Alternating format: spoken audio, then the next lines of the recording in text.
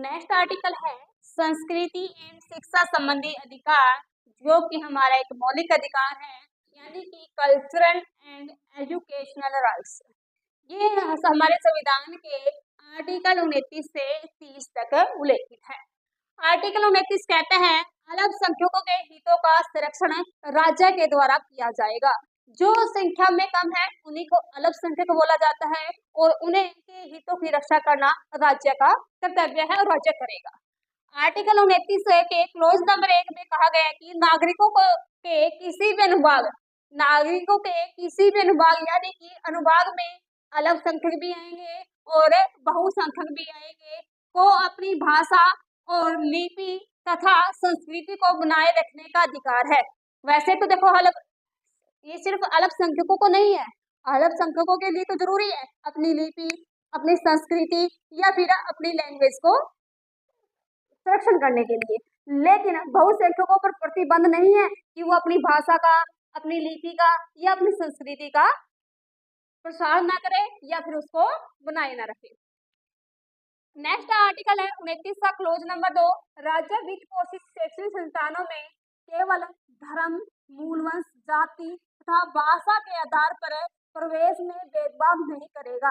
राज्य किसी भी व्यक्ति के साथ धर्म, मूलवंश, जाति तथा भाषा, आर्टिकल 15 में ये तीनों वर्ड थे बट भाषा नहीं थी और इसमें भाषा भी ऐड की गई है कि इन आधारों पर प्रवेश पर भेदभाव नहीं करेगा।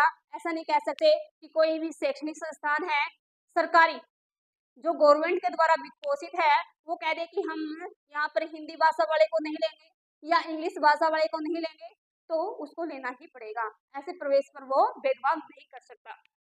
नेक्स्ट आर्टिकल 30 का क्लोज नंबर 1 कि अल्पसंख्यकों को अपनी रुचि के शैक्षणिक संस्थान स्थापित करने और उनका संचालन करने का अधिकार है कि कोई भी व्यक्ति अपनी रुचि के अनुसार कौन से वाले अल्पसंख्यक मान ले कोई भाषा है उसमें बहुत ही कम लोग बचे हुए हैं और वो अपनी भाषा को संरक्षित करने के लिए अलग से एक शैक्षणिक संस्थान खोल सकते हैं ताकि वो अपने बच्चों को शिक्षा दे, वो अपनी भाषा दे। तो उसको ये सारी शक्ति कहाँ से मिलती है? आर्टिकल 30 के क्लोज नंबर 1 से। और जो अल्पसंख्यकों का आधार क्या होगा? भाषा और धर्म। मान लीजिए बौद्ध धर्म के व्यक्ति हैं या जैन धर्म के हैं, वो भी अपना शैक्षणिक संस्थान खोल सकते हैं क्योंकि बौद्ध और जैन हमारे हिंदुस्तान में बहुत ही कम है। तो ये भी अपने अलग से एक शैक्षणिक संस्थान स्थापित कर सकते हैं और उसका संचालन कर सकते हैं आर्टिकल 30 के क्लोज नंबर 1 के तहत। ऐसी संस्थाओं की संपत्ति का राज्य अर्जन कर सकता है। यदि राज्य चाहे तो उनकी जो उन्होंने शैक्षणिक संस्थान बनाए हैं उसको का अर्जन कर सकता है, यानी कि उस पर स्वामित्व कर सकता है, लेकिन उसके लिए उसको पर्याप्त मुआवजा देकर ही ये उस पर अपना स्वामित्व करेगा। ध्यान रखना मुआवजा।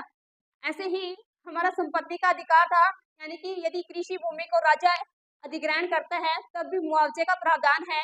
और ऐसे ही आर्टिकल 30 में लिखा है 30 के क्लोज नंबर 1 में कि जो अल्पसंख्यकों की शैक्षणिक संस्थान है यदि राज्य उसको अर्जन करता है तो उसके लिए राज्य को बाजार मूल्य का मुआवजा देना पड़ेगा, रकम देनी पड़ेगी।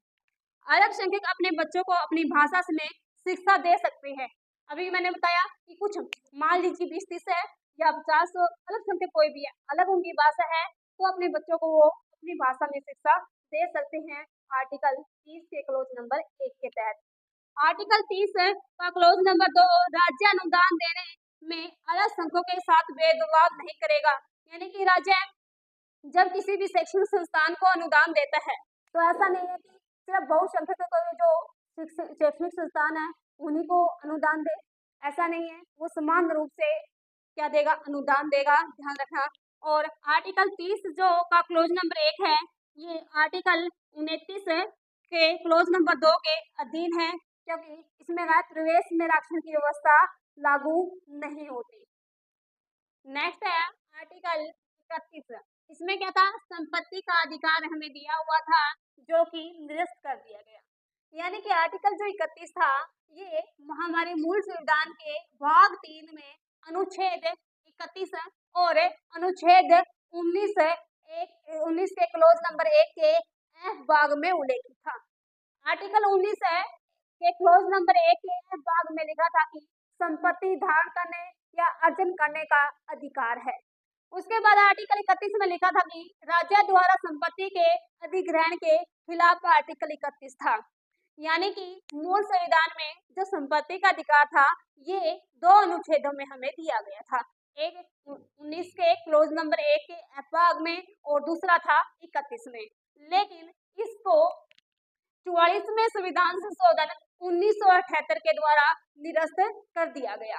निरस्त कर दिया तो इसको अब वर्तमान स्थिति क्या है इसकी, तो इसको भाग संविधान के भाग 12 में अनुच्छेद 300 ए में शामिल किया गया और यहाँ पर इसको मौलिक अधिकार की जगह एक विधिक अधिकार के रूप में जगह दी गई। 300 ए में क्या है कि राज्य बिना कानून के राज्य भूमि अधिग्रहण नहीं कर सकता।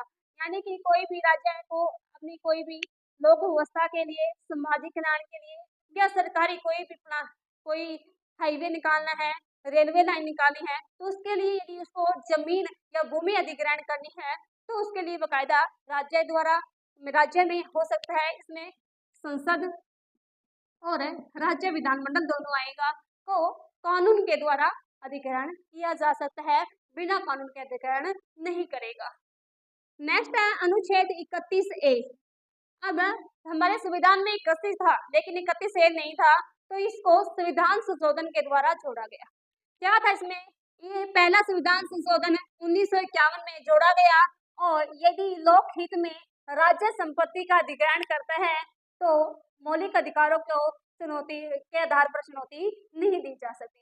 ऐसा यानी राज्य लोकहित के लिए, रेलवे के लिए, हाईवे के लिए या कोई सरकारी संस्था स्थापित करने के लिए यदि भूमि का अधिग्रहण करता है तो आप इस आधार पर चुनौती नहीं दी जा सकती कि ये मौलिक अधिकार है। किसमें लिखा हुआ है ये, आर्टिकल 31 ए में। लेकिन एक 17वां संविधान संशोधन होता है 1964 में।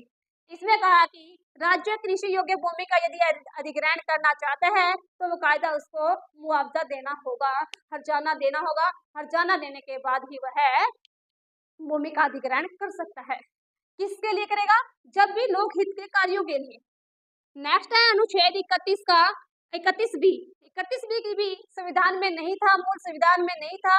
ये संविधान संशोधन पहला संविधान संशोधन 1951 में जोड़ा गया और इसलिए किससे संबंधित है, नोमियन सूची से संबंधित है। और नोमियन सूची में जो भी कानून रखे जाते हैं वो न्यायिक समीक्षा से बाहर होते हैं। तो सरकार के द्वारा कुछ जब भी किसी भी कानून पर विवाद होता था तो सरकार उस कानून को नोमियन सूची में डाल देती थी, जिससे एक केस आता है केशवानंद भारतीवाद 1973 में।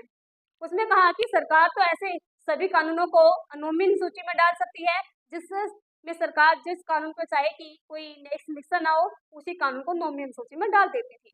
लेकिन 1973 में सुप्रीम कोर्ट का डिसीजन आया कि 1973 के बाद जो भी कानून है नोमियन सूची में डाले जाएंगे उन पर न्यायिक समीक्षा की जा सकती है। ये थे हमारे आर्टिकल 31 बी तक।